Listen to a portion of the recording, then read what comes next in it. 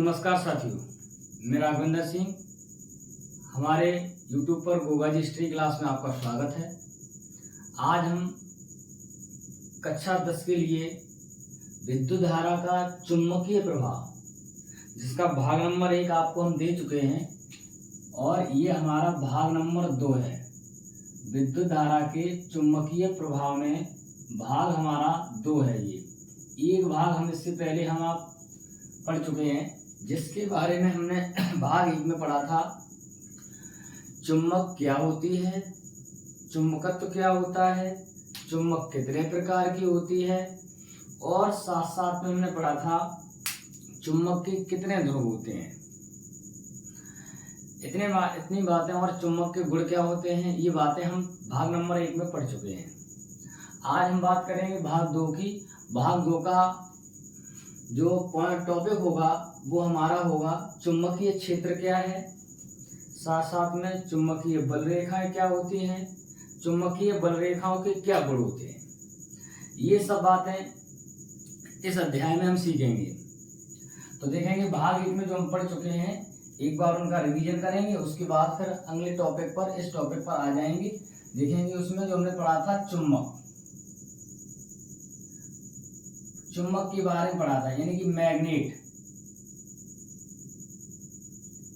चुंबक के बारे में पढ़ा था। चुंबक का मतलब हमने पढ़ा था प्रकृति के अंदर एक ऐसा पदार्थ पाया जाता है, वो क्या करता है, लोहे के छोटे छोटे टुकड़ों को अपनी ओर आकर्षित करता है। क्या करता है? आकर्षित करता है, उसे हम चुंबक कहते हैं। अच्छा, आकर्षित करने की जो घटना है, इस घटना को हम चुंबकत्व कहते हैं। जो लोहे के छोटे छोटे टुकड़ों को अपनी ओर आकर्षित करता है जो पदार्थ, उसे हम चुंबकत्व कहते हैं। इसके साथ साथ हमने पढ़ा था चुंबक के प्रकार। चुंबक हमने 2 प्रकार की पढ़ी थी। एक जिसका नाम था प्राकृतिक चुंबक और एक जिसका नाम था कृत्रिम चुंबक। कृत्रिम का नाम बताया था हमने मानव निर्मित चुंबक। कृत्रिम को हम मानव निर्मित चुंबक के नाम से भी जानते हैं। मानव निर्मित चुंबक। प्राकृतिक का मतलब बताया था एक ऐसी चुंबक जिसकी आकर्षण क्षमता कम होती है। आकर्षण क्षमता की अगर हम बात करें तो आकर्षण क्षमता कम होती है और साथ साथ में इसका आकार निश्चित नहीं होता है। आकार कैसा होता है? निश्चित नहीं होता है। कृत्रिम चुंबक के बारे में हमने पढ़ा था, इसका आकार निश्चित होता है।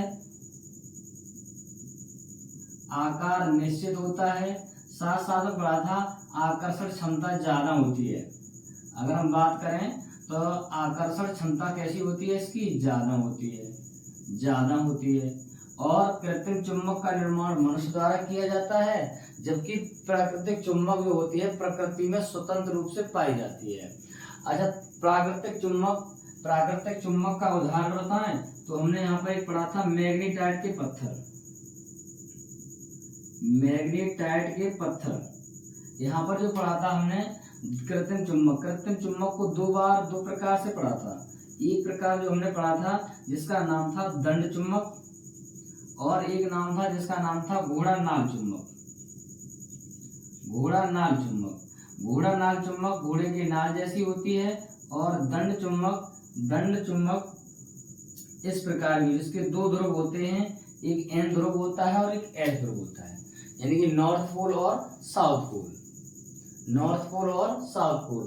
उसके साथ साथ हमने चुंबक के गुण भी पढ़े थे। भाग नंबर 1 में चुंबक के गुण भी हमने पढ़े थे। एक चुंबक का गुण पढ़ा था कि चुंबक को बीच से काटने पर चुंबक के ध्रुव नहीं बदलते हैं। दूसरा गुण हमने पढ़ा था कि अगर चुंबक के ध्रुव समान हैं तो वो प्रतिकर्षण की घटना करते हैं, और चुंबक के ध्रुव असमान है तो वो आकर्षण की घटना करते हैं। इन टॉपिकों को हमने अध्याय भाग नंबर 1 में सॉल्व किया था, भाग नंबर 1 में पढ़ा था। अब बात करते हैं भाग 2 की। भाग 2 में हम पढ़ेंगे सबसे पहले चुंबकीय क्षेत्र क्या होता है। चुंबकीय क्षेत्र के बाद फिर देखेंगे चुंबकीय बल रेखाएं क्या होती हैं, चुंबकीय बल रेखाओं के गुण क्या होते हैं, और साथ साथ में हम देखेंगे चुंबकीय बल रेखाओं के गुण, और गुण के साथ में चुंबकीय क्षेत्र की तीव्रता के लिए फॉर्मूला, और चुंबकीय बल रेखाओं को ज्ञात करने के दो नियम। एक नियम दक्षिणावर्ती पेंच का नियम, जिसे मैक्सवेल का दक्षिणावर्ती पेंच का नियम कहते हैं, और साथ साथ हम कहते हैं दूसरा होता है दाएं हाथ के अंगूठे का नियम, ठीक है, या दाएं हाथ के हथेली का नियम। देखेंगे क्या होता है चुंबकीय क्षेत्र।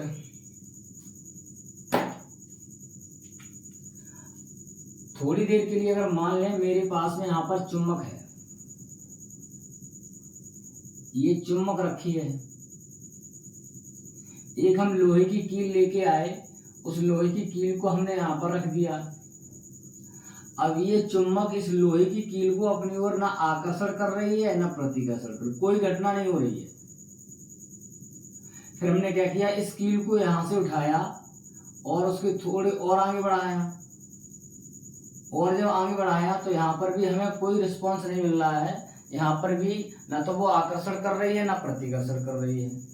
तो उसके लिए हमने क्या किया, थोड़े और आगे बढ़े, और आगे बढ़ने के बाद में यहाँ पर हमने कील को जैसे ही रखा तो इस चुम्बक में हमें ऐसा लगा कि ये चुम्बक इसको अपनी ओर खींच रही है, ये चुम्बक अपनी ओर इसको खींच रही है। तो यहाँ से यहाँ तक का जो इसका रेंज है, एरिया है या क्षेत्र है, तो यहाँ पर इसका चुम्बक का गुण यहाँ तक है, अपनी चारों तरफ इतनी बराबर दूरी पर इतनी त्रिज्या लेकर इसके आसपास का जो क्षेत्र होगा, इसके आसपास का जो क्षेत्र होगा, इसे हम चुंबकीय क्षेत्र कहते हैं, इसे हम चुंबकीय क्षेत्र कहते हैं।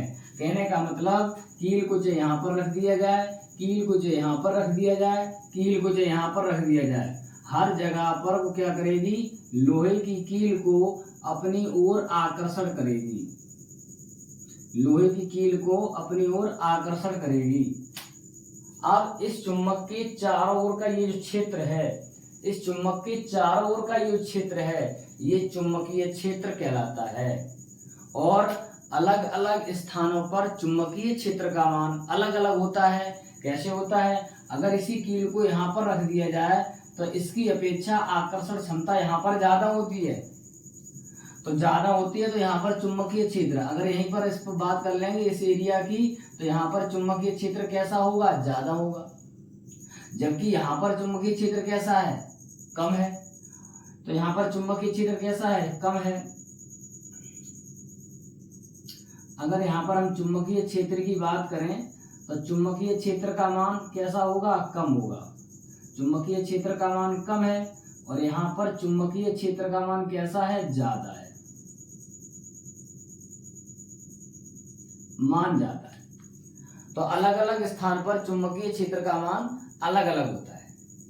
देखेंगे डेफिनेशन क्या बनेगी, डेफिनेशन यहीं से बनाएंगे क्या, किसी चुंबक के चारों ओर का वह क्षेत्र, किसी चुंबक के चारों ओर का वह क्षेत्र जिसमें चुंबकीय प्रभाव का अनुभव होता है।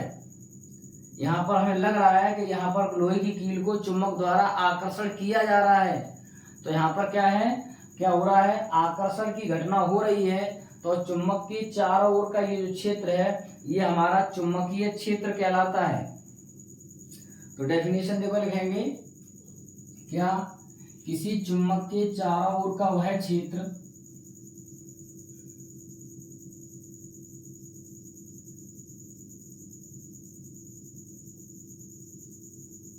किसी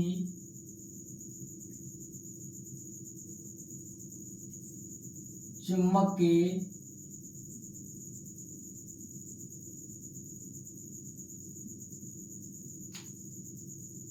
चारों ओर का वह क्षेत्र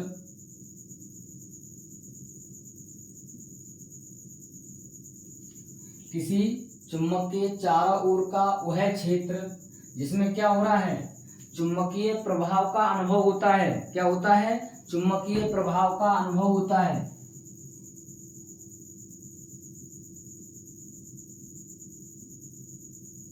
जिसमें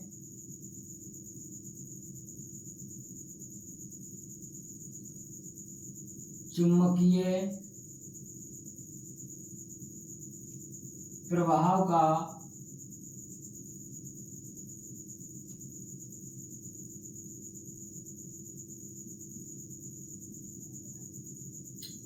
अनुभव होता है,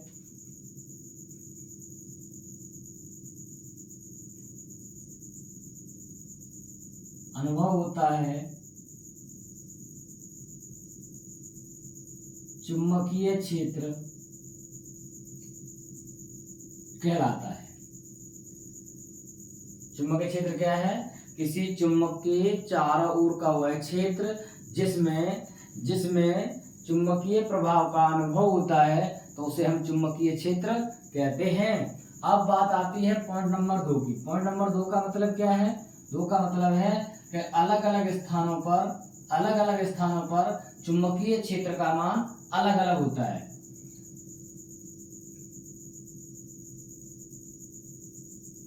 अलग अलग स्थानों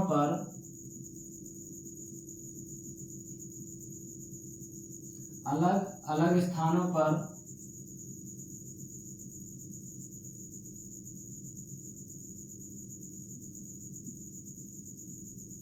चुंबकीय क्षेत्र का मान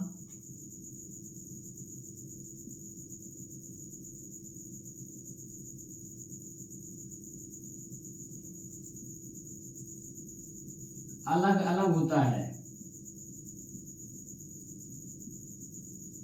चुंबकीय क्षेत्र का मान अलग अलग होता है। ये तो बात थी चुंबकीय क्षेत्र की। किसी चुंबक के चारों ओर का वह क्षेत्र जिसमें चुंबकीय प्रभाव का अनुभव होता है, चुंबकीय क्षेत्र कहलाता है। और अलग अलग स्थानों पर चुंबकीय क्षेत्र का मान अलग अलग होता है। हमने चुंबक रखी, चुंबक के बाद में लोहे की कील को लाए और धीरे धीरे आगे बढ़ाते गए। जहां पर हमें लगा कि यहाँ पर हमें चुंबक जो कील को चुंबक अपनी ओर आकर्षण करने लगी है, तो उसकी एक रेंज लेके हमने क्या देखा, उसकी रेंज लेके कहीं पर भी कील को रख रहे हैं तो चुंबक हर जगह पर अपनी ओर उसे आकर्षण कर रही है। तो वहां से इसकी रेंज का जो क्षेत्रफल चारों ओर हो जाएगा क्षेत्र, उसे हम चुंबकीय क्षेत्र के नाम से जानते हैं। नोट करेंगे, उसके बाद आगे चलेंगे। चुंबकीय बल रेखाएं क्या होती हैं?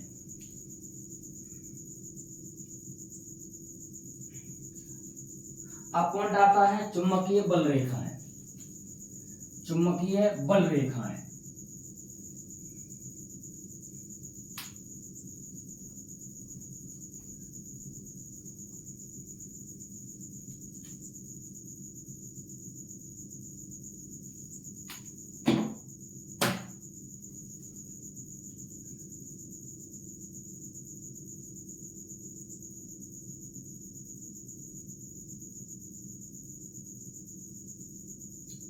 बोर्ड परीक्षा के लिए ये टॉपिक बहुत मोस्ट इंपोर्टेंट है। चुंबकीय बल रेखाएं वे काल्पनिक बल रेखाएं होती हैं। उस स्थान पर वो चुंबकीय क्षेत्र की दिशा को बताती हैं। देखेंगे, मेरे पास में एक दंड चुंबक है। दंड चुंबक के बारे में कल हम पढ़ चुके हैं विस्तार से। एक दंड चुंबक है जिसके 2 ध्रुव हैं, एक ध्रुव N है, दूसरा S है। एक N है, एक S है। चुंबकीय बल रेखा सदैव N से निकलकर S में प्रवेश करती हैं।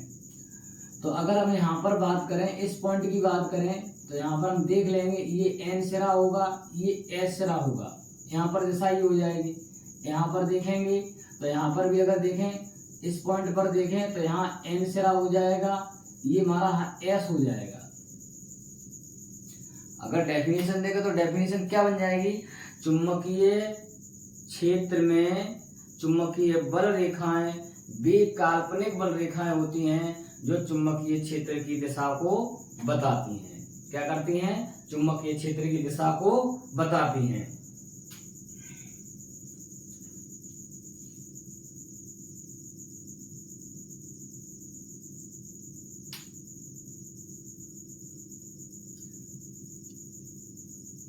देखेंगे तो हम कह सकते हैं इसके पहले पॉइंट में क्या,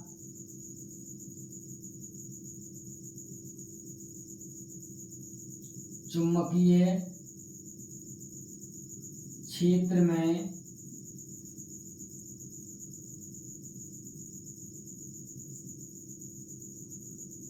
चुंबकीय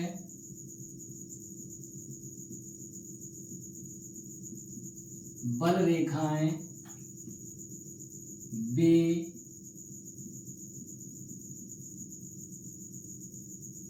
काल्पनिक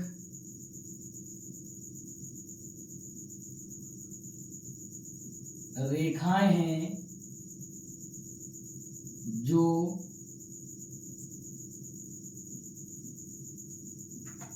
उस स्थान पर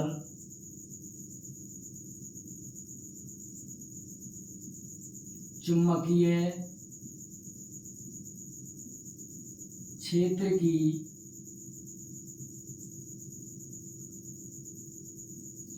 दिशा को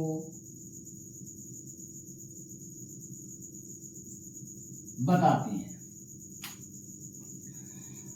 हमने जब देखा दंड चुंबक में चुंबकीय बल रेखा एन से निकलकर एस, अगर यहाँ का बात करेंगे तो यहाँ पर लग रहा है कि चुंबकीय क्षेत्र की दिशा इस तरफ है, और यहाँ पर जैसे पहुंचे तो यहाँ पर लग रहा है कि चुंबकीय क्षेत्र की दिशा इस तरफ है। ये एन ध्रुव है, ये एस ध्रुव है। तो कहने का मतलब है चुंबकीय क्षेत्र में चुंबकीय बल रेखा जो है, चुंबकीय बल रेखाएं हैं वे काल्पनिक रेखाएं हैं जो उस स्थान पर जहां पर हम चुंबकीय क्षेत्र में चेक करना चाहते हैं वो उस स्थान पर चुंबकीय क्षेत्र की दिशा को बताती हैं।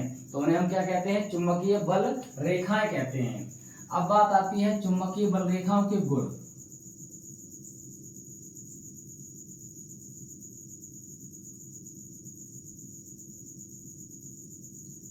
चुंबकीय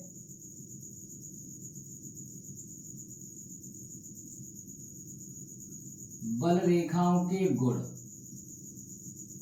ये वेरी मोस्ट इंपॉर्टेंट है बोर्ड परीक्षा के लिए, very very most important topic है बोर्ड परीक्षा के लिए। कभी कभी पूछ लिया जाता है कि चुंबकीय बल रेखाओं के गुण बताइए, चुंबकीय बल रेखाओं के गुण बताइए।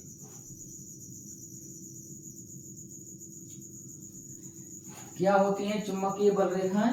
तो चुंबकीय क्षेत्र में चुंबकीय बल रेखा वे काल्पनिक बल रेखाएं होती हैं जो उस स्थान पर चुंबकीय क्षेत्र की दिशा को बताती हैं। चुंबकीय बल रेखाओं के गुण क्या है? देखो, पहला गुण यह है कि चुंबकीय बल रेखाएं सदैव एन से निकलकर एस में प्रवेश करती हैं, एन से निकलकर सदैव एस में प्रवेश करती हैं, एन से निकलकर सदैव एस में प्रवेश करती हैं चुंबकीय बल रेखाएं। चुंबकीय बल रेखाएं सदैव एन से निकलकर एस में प्रवेश करती हैं। और दूसरा गुण हो जाएगा चुंबकीय बल रेखाएं कभी भी एक दूसरे को काटती नहीं हैं।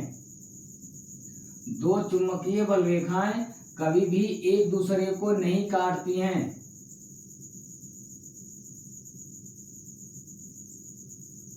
देखो ध्यान से, चुंबकीय बल रेखाएं एन ध्रुव से निकलकर या उत्तरी ध्रुव से निकलकर दक्षिणी ध्रुव में प्रवेश करती हैं, उत्तरी ध्रुव से निकलकर दक्षिणी ध्रुव में प्रवेश करती हैं।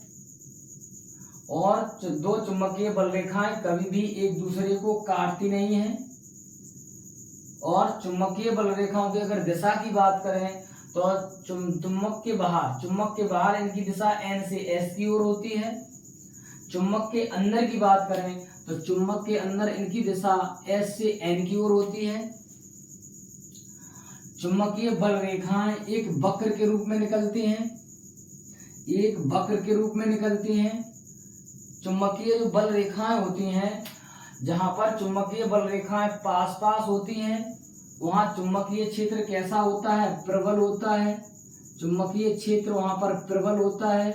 जहां पर चुंबकीय बल रेखाएं दूर दूर होती हैं वहां पर चुंबकीय क्षेत्र दुर्बल होता है, दुर्बल होता है यानी कि कमजोर होता है। ये चुंबकीय बल रेखाओं के गुण हैं। तो पहले पॉइंट में आएंगे। पहला पॉइंट क्या है? पहला पॉइंट हम लिखेंगे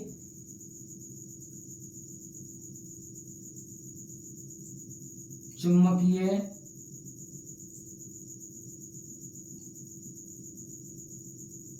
बल रेखाएं एन से निकलकर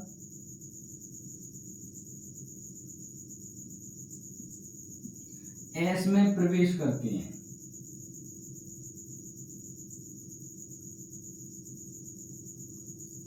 एस में प्रवेश करती हैं। दूसरा पॉइंट आ जाएगा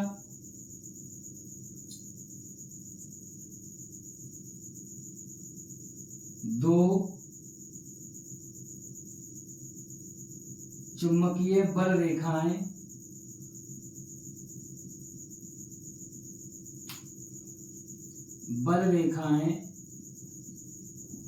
आपस में कभी नहीं काटते हैं।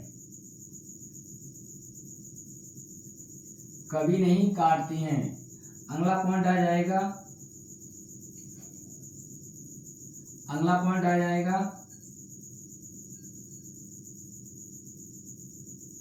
जहां चुंबकीय बल रेखाएं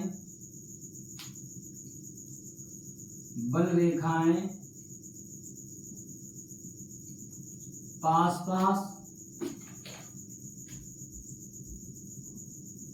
वहां चुंबकीय क्षेत्र प्रबल व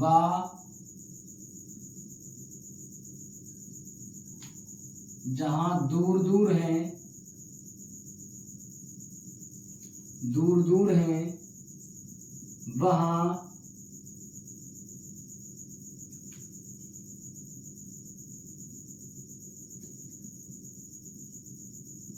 चुंबकीय क्षेत्र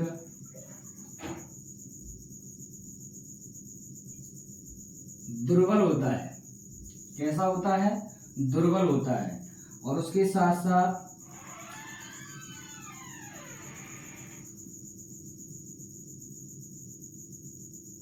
चुंबकीय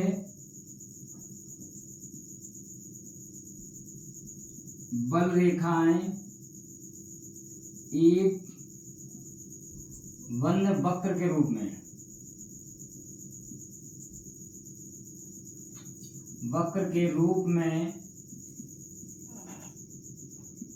होती हैं।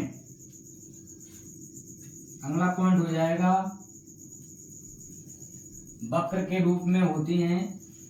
अगला पॉइंट हमारा हो जाएगा चुंबकीय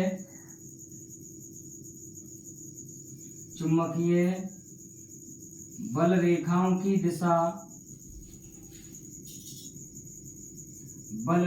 की दिशा चुंबक के बाहर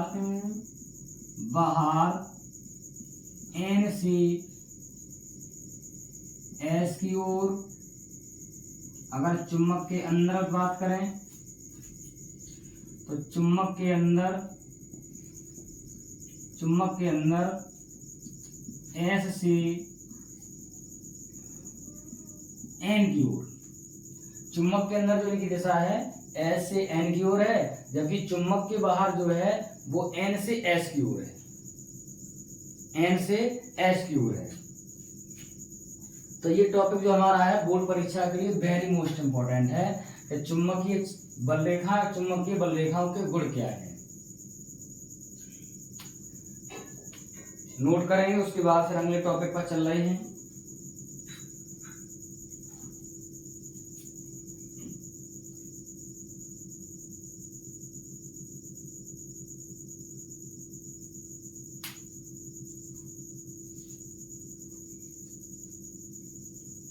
अब बात आती है चुंबकीय बल रेखाओं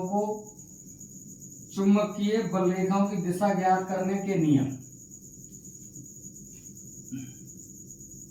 क्या क्या नियम है?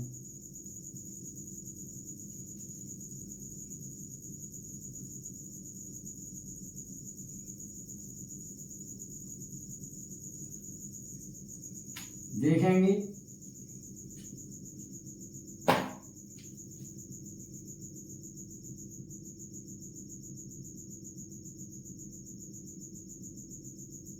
चुंबकीय बल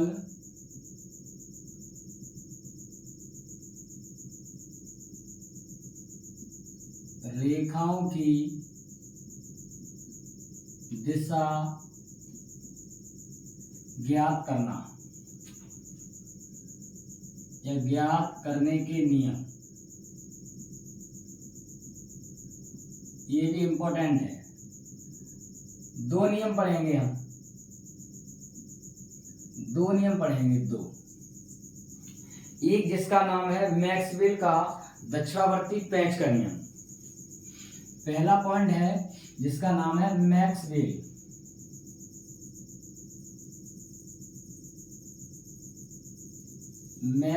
का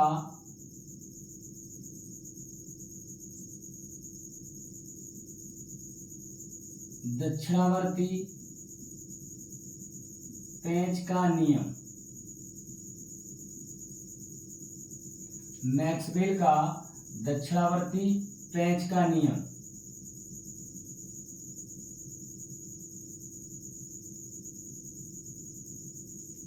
दूसरा जो पढ़ेंगे, दूसरा जो हम पढ़ेंगे जिसका नाम होगा दाएं हाथ, जो हमारा दायां हाथ है, दाएं हाथ के अंगूठे का नियम।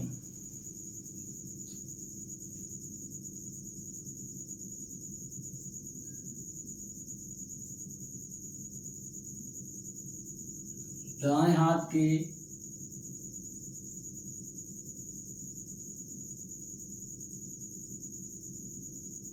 अंगूठे का नियम।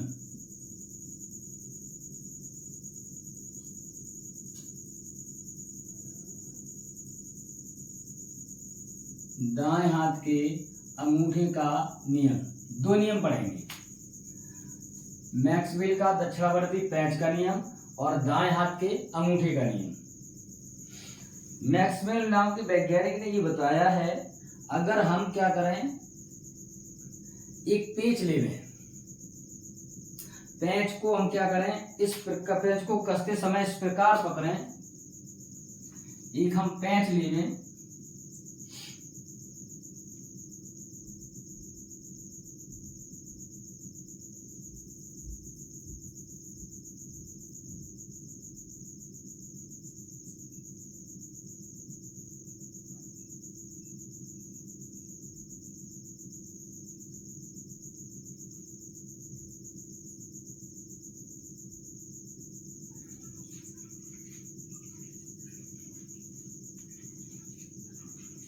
एक पेंच ले लें और पेंच को हम इस प्रकार कसें कि उसकी जो नोक है वो अगर धारा की दिशा में हो,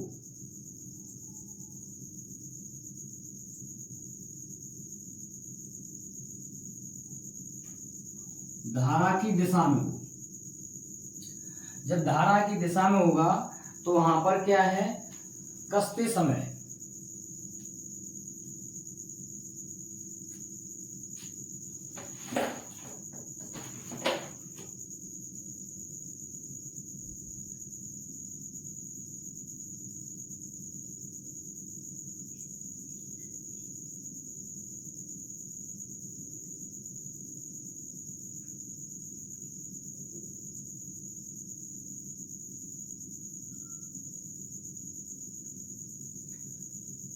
मैक्सवेल ने क्या बताया, देखेंगे।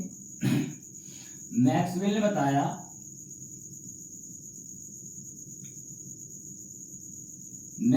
बताया कि पेचकस को कसते समय, पेचकस को ऐसे पेचकस ले रहे हैं, इसको जब पेच को कसेंगे तो पेचकस को कसते समय उसकी जो नोक है वो धारा की दिशा में अगर आगे बढ़ रही है, जिधर धारा जा रही है, तो जब धारा की दिशा में आगे बढ़ रही है तो उसको कसने की, जो हाथ से पकड़कर इसके कसने की, घुमाने की जो दिशा होगी, जो घुमाने की जो दिशा होगी वो किसकी, चुंबकीय बल रेखाओं की दिशा को बताएगी। एक बार फिर बताएं, देखेंगे। अगर पेचकस, जिसको हम कसेंगे, पेच को लेंगे, पेच को जब पेचकस से कसेंगे तो पेचकस को पेचकस को इस प्रकार पकड़ें, इस प्रकार कसते समय इस प्रकार घुमाएंगे। क्या इसकी जो नोक है, ये जो नोक, ये नोक जो अगर धारा की दिशा में, मान लो ये थोड़ी देर के लिए पेचकस है, ये आपका पेच है और यहाँ पर हमने पेचकस को पकड़ के रखा है,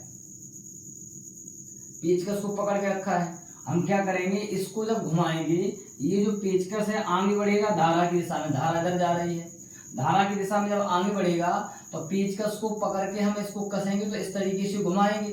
तो घुमाने की, इसके घुमाने की जो दिशा है, इसके घुमाने की जो दिशा है, वहां पर वो चुंबकीय बल रेखाओं की दिशा को बताती है। यहाँ पर चुंबकीय बल रेखा इधर है, ऐसे बढ़ेंगे तो इधर हो जाएंगी, ऐसे बढ़ेंगे इधर हो जाएंगी। तो यहाँ पर चुंबकीय बल रेखाओं की जो दिशा है वो क्या हो जाएगी, उसके घुमाने की दिशा से चुंबकीय बल रेखाओं की दिशा प्रदर्शित करती है। तो यहाँ पर ये जो है वो क्या है, चुंबकीय बल रेखाओं की दिशा है, चुंबकीय बल रेखाओं की दिशा।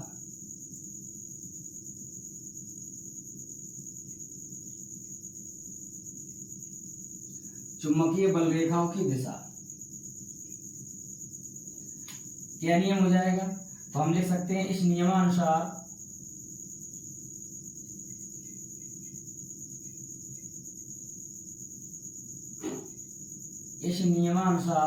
क्या बताया मैक्सवेल ने, मैक्सवेल ने क्या बताया है, मैक्सवेल ने बताया है इस अपने नियम में क्या, कि अगर यदि हम पेच को कसते समय पेचकस को इस प्रकार घुमाएं कि उसकी नोक धारा की दिशा में हो, तो यहाँ पे लिखेंगे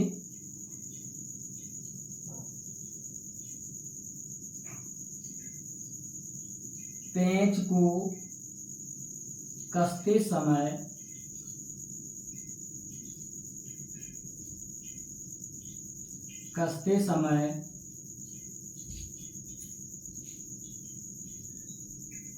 पेचकस को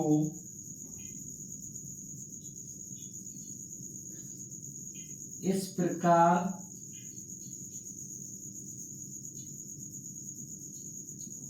घुमाएं कि पेंच की नोक धारा की दिशा में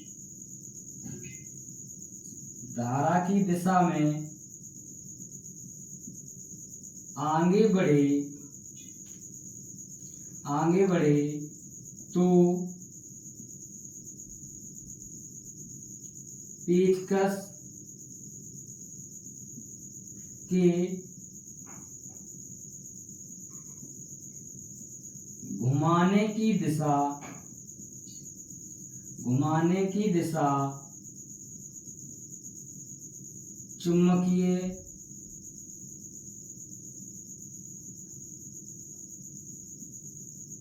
बल रेखाओं की दिशा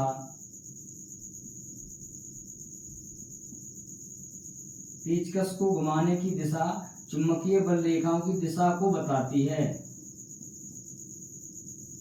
ये हो जाएगा मैक्सवेल का दक्षिणावर्ती पेंच का नियम, मैक्सवेल का दक्षिणावर्ती पेंच का नियम।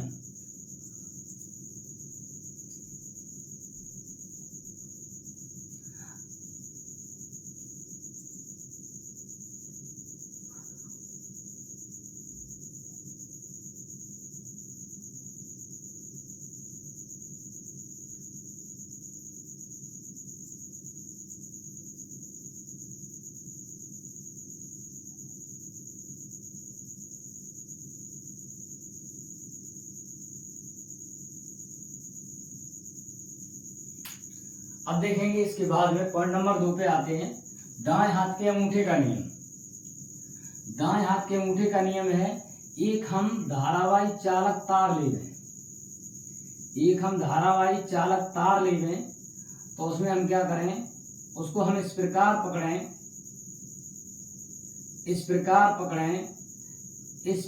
पकड़ें कि अगर अंगूठा जो हमारा है वो धारा की दिशा में हो,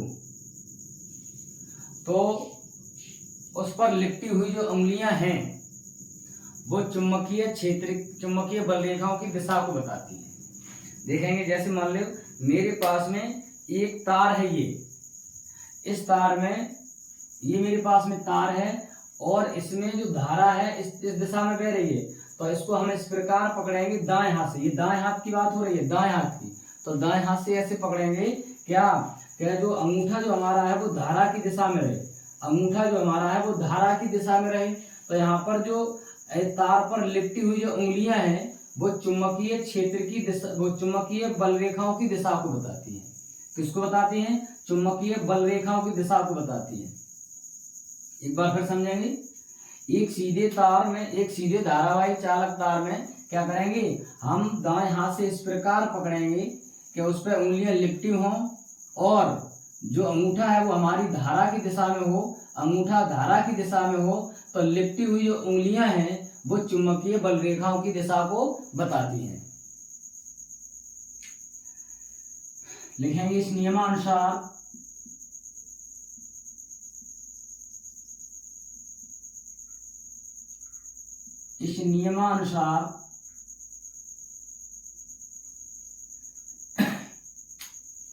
क्या लिखेंगे, एक सीधे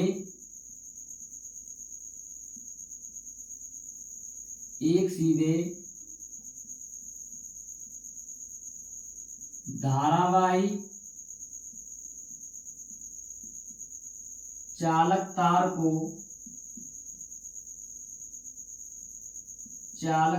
को दाएं हाथ से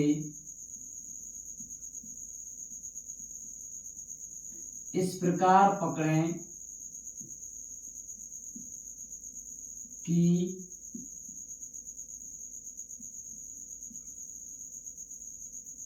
अंगुलियां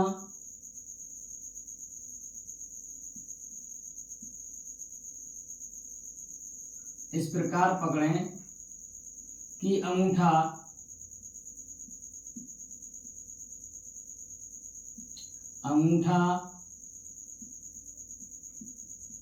धारा की दिशा में हो, तब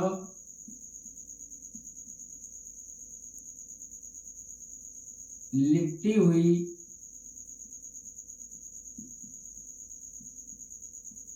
अंगुलियां चुंबकीय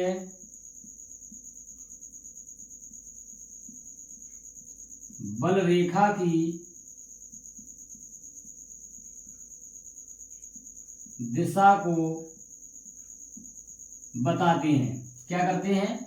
चुंबकीय बल रेखाओं की दिशा को बताती हैं। उंगलियां जो होगी वो चुंबकीय बल रेखाओं की दिशा को बताती हैं।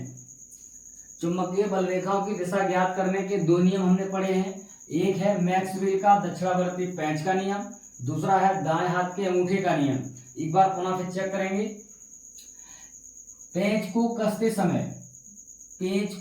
कसते समय पेचकस को पकड़ेंगे, पेचकस को पकड़ के इस प्रकार घुमाएंगे, पेचकस को पकड़कर इस प्रकार घुमाएंगे क्या, कि अब जो पेच की जो नोक है वो धारा की दिशा में अगर आगे बढ़ रही है, धारा की दिशा में आगे बढ़ रही है, और तो फिर पेचकस को घुमाने की जो दिशा है, पेचकस को घुमाने की जो दिशा है वो चुंबकीय बल रेखाओं की दिशा को प्रदर्शित करती है। आएंगे इधर दाएं हाथ के अंगूठे का नियम। एक हम क्या करेंगे, सीधे धारावाही चालक तार लेंगे और सीधे भाई धारावाही चालक तार को दाएं हाथ से हम इस प्रकार पकड़ेंगे, दाएं हाथ से इस प्रकार पकड़ेंगे कि अंगूठा जो है वो हमारा धारा की दिशा में हो, अंगूठा धारा की दिशा में हो, तो जो उस पर लिपटी हुई जो उंगलियां हैं, उस पर लिपटी हुई जो उंगलियां हैं वो चुंबकीय बल रेखाओं की दिशा को बताती हैं। क्या करती हैं? चुंबकीय बल रेखाओं की दिशा को बताती हैं।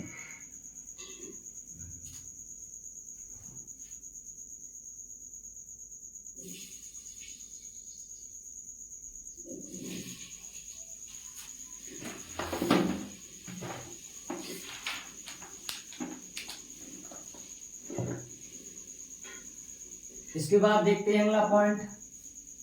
अब आता है चुंबकीय क्षेत्र की तीव्रता।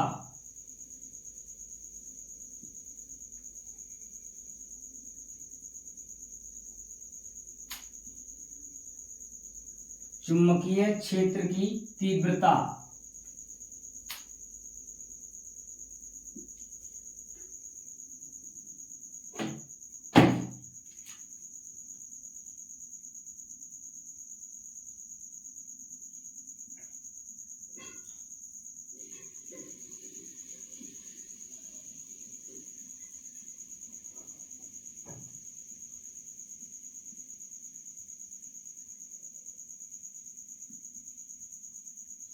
चुंबकीय क्षेत्र की तीव्रता क्या होती है? चुंबकीय क्षेत्र की तीव्रता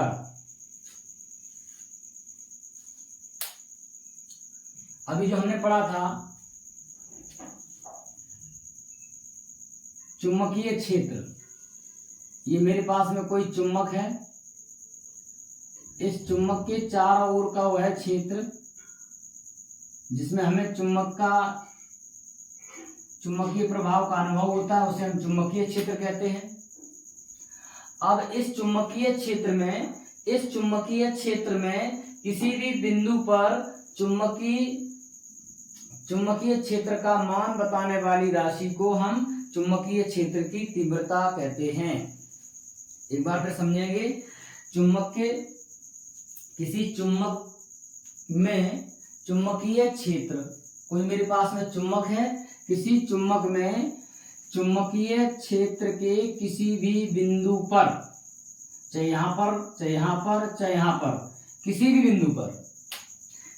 बिंदु पर चुंबकीय क्षेत्र बताने वाली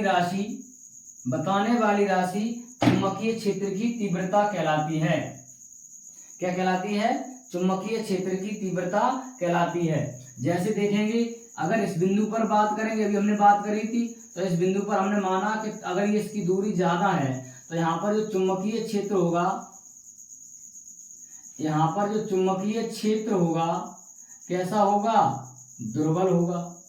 अगर हम इस कील को और आगे बढ़ा लाएं, तो मान लें यहाँ पर हम कील को रख दें, तो यहाँ पर चुंबकीय क्षेत्र कैसा होगा? इस बिंदु पर चुंबकीय क्षेत्र कैसा होगा?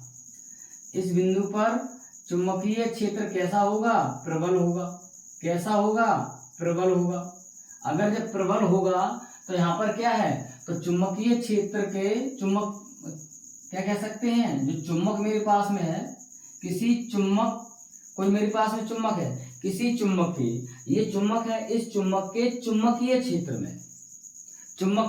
में किसी भी बिंदु पर चुंबकीय क्षेत्र बताने वाली राशि को चुंबकीय क्षेत्र की तीव्रता कहते हैं। देखेंगे तो यहां पर हम लिख सकते हैं क्या? किसी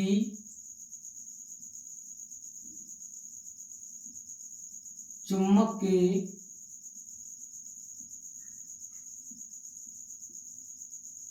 चुंबकीय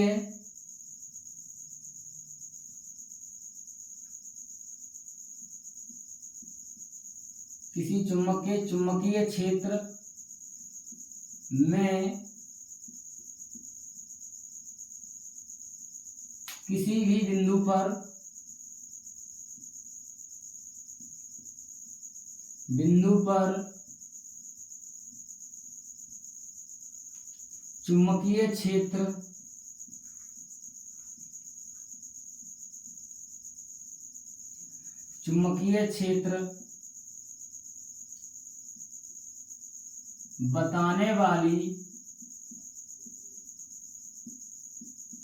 राशि को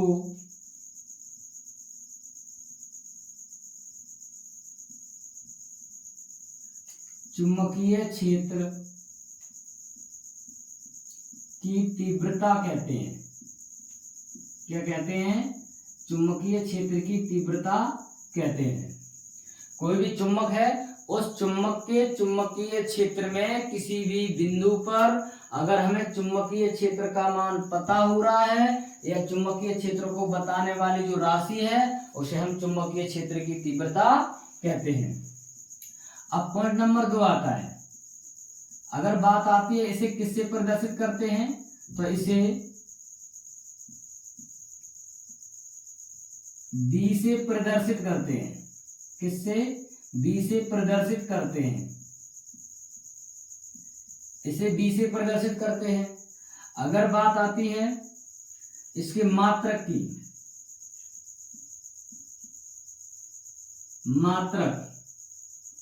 मात्रक हम पढ़ेंगे, इसके 3 मात्रक होते हैं। परीक्षा में पूछा जाता है कि चुंबकीय क्षेत्र की तीव्रता का मात्रक निम्न में से नहीं है, तो 3 आपको दे सकते हैं या 3 अलग दे सकते हैं, इसमें से कोई एक दे सकते हैं।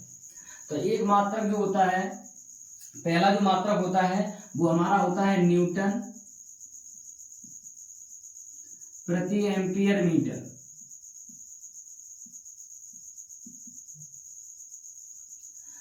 उसके बाद में दूसरा जो होता है वेबर प्रति मीटर स्क्वायर होता है। तीसरा मात्रक जो होता है जिसका नाम होता है टेस्ला, तो इसका एक मात्रक टेस्ला भी होता है। 3 मात्रक होते हैं, वेबर प्रति मीटर स्क्वायर, और एक होता है टेस्ला, एक होता है न्यूटन प्रति एम्पियर मीटर। इसको हम बी से प्रदर्शित करेंगे। अभी हम अगले टॉपिक में देखेंगे ये बी क्या होता है। बी से प्रदर्शित करते हैं चुंबकीय क्षेत्र की तीव्रता को। एक बार फिर देखेंगे, किसी चुंबकीय क्षेत्र में किसी भी बिंदु पर चुंबकीय क्षेत्र बताने वाली राशि को चुंबकीय क्षेत्र की तीव्रता कहते हैं। इसे हम बी से प्रदर्शित करते हैं। मात्रक की बात करें तो न्यूटन प्रति एम्पियर मीटर होता है, और दूसरा होता है वेबर प्रति मीटर स्क्वायर होता है, और उसके बाद में तीसरा जो मात्रक होता है वो हमारा टेस्ला होता है। क्या होता है? टेस्ला होता है। अब देखेंगे लास्ट टॉपिक की तरफ।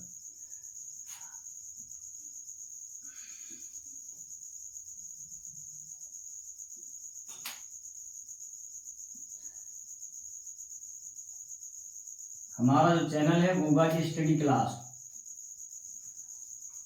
उसको आप लोग ज़्यादा से ज़्यादा सब्सक्राइब करें तथा इस वीडियो को शेयर करें, जिससे हम और से और अच्छी वीडियो आपके लिए लाएं।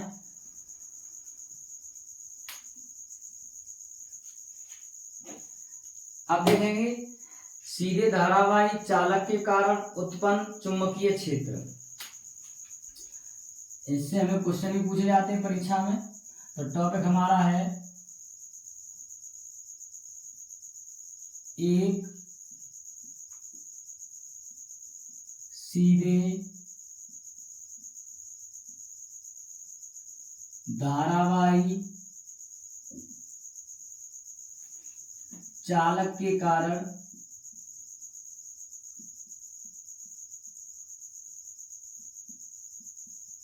उत्पन्न चुंबकीय क्षेत्र। इसके लिए हम फॉर्मूला निकालेंगे। ये एक सीधे धारावाही चालक के कारण उत्पन्न चुंबकीय क्षेत्र, इसका मतलब क्या है?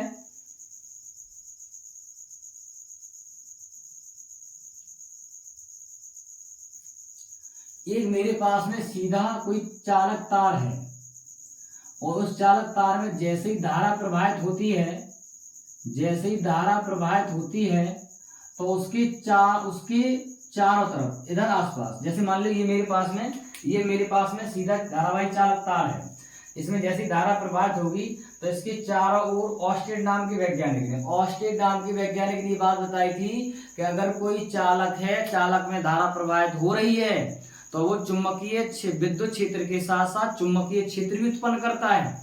तो यहाँ पर क्या है, जैसे इस चालक तार में धारा प्रवाहित हुई, तो यहाँ पर क्या होगा, इसके आसपास चुंबकीय क्षेत्र भी उत्पन्न हो जाएगा। जैसे माना कि यहाँ से हमें आर दूरी पर एक बिंदु P है, जहाँ पर हमें B का मान पता करना है, यानी कि चुंबकीय क्षेत्र का मान पता करना है। इसमें प्रवाहित होने वाली जो क्या है वो धारा है, धारा I प्रवाहित हो रही है। तो हम लिख सकते हैं कि जब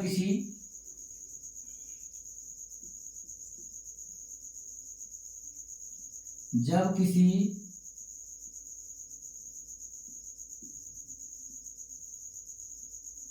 सीधे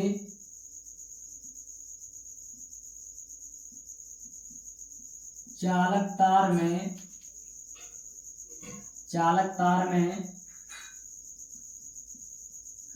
धारा प्रवाहित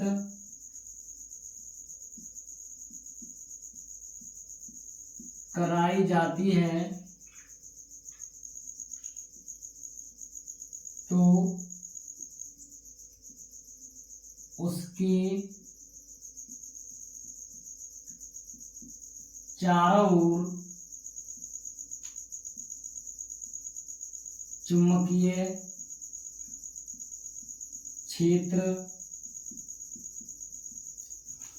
उत्पन्न हो जाता है।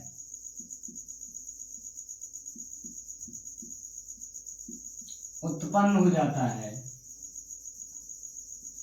जो निम्न कारकों पर निर्भर करता है। चुंबकीय क्षेत्र उत्पन्न तो हो जाता है, लेकिन चुंबकीय क्षेत्र किस पर निर्भर करता है? जो चुंबकीय क्षेत्र उत्पन्न होगा धारा प्रवाहित होने पर, वो किस पर निर्भर करता है? देखेंगे वो किस बात पर निर्भर करता है। वो निम्न कारकों पर, यानी कि दो कारकों पर निर्भर करता है। एक किस पर निर्भर करता है? वो निर्भर करता है चालक में प्रवाहित धारा के समानुपाती होता है। किसके समानुपाती होता है? चालक में या तार में प्रवाहित धारा के समानुपाती होता है। तो हम लिख सकते हैं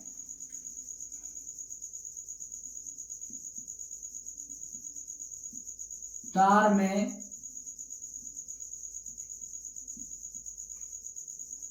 प्रवाहित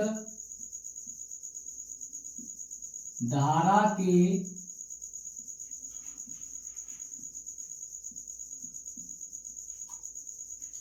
अनुक्रमानुपाती होता है। कहने का मतलब जो B अनुक्रमानुपाती I। समीकरण नंबर 1। दूसरा जो टॉपिक है, दूसरा पॉइंट है तार से प्रेक्षण बिंदु। प्रेक्षण बिंदु का मतलब है, प्रेक्षण बिंदु का मतलब है तार से r दूरी पर जहां पे हमें चुंबकीय क्षेत्र पता करना है, इसके बीच की जो दूरी है, प्रेक्षण बिंदु, तार से प्रेक्षण बिंदु के बीच की दूरी के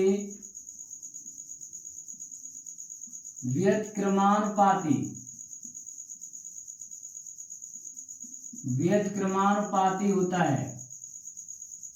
तो यहां पर हो जाएगा V व्युत्क्रमानुपाती 1/r। ये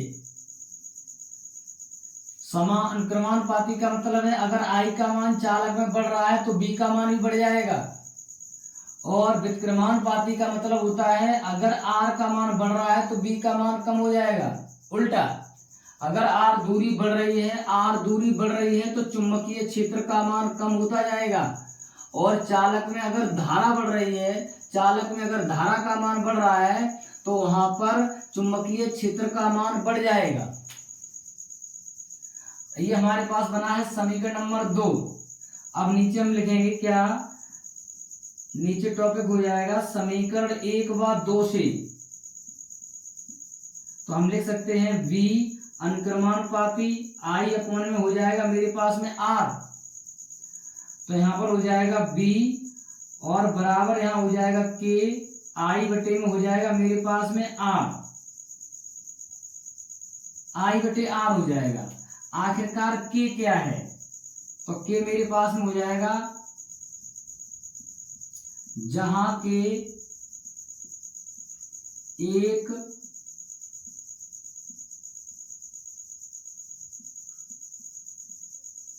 अनुक्रमानुपाती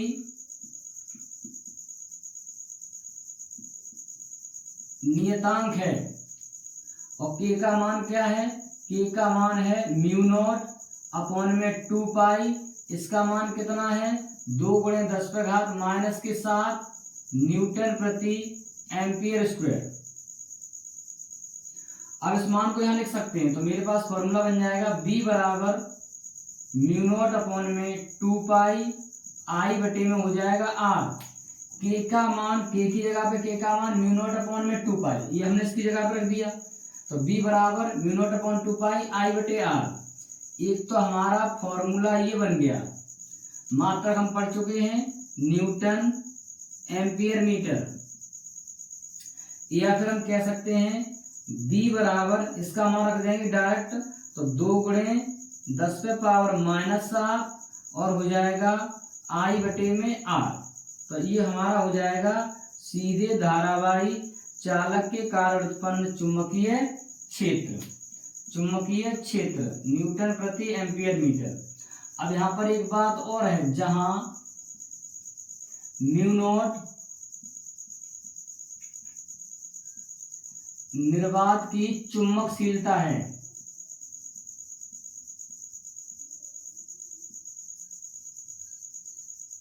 जो हमारे पास में ये म्यू नॉट है, ये क्या है, निर्वात की चुंबकशीलता है, निर्वात की चुंबकशीलता है।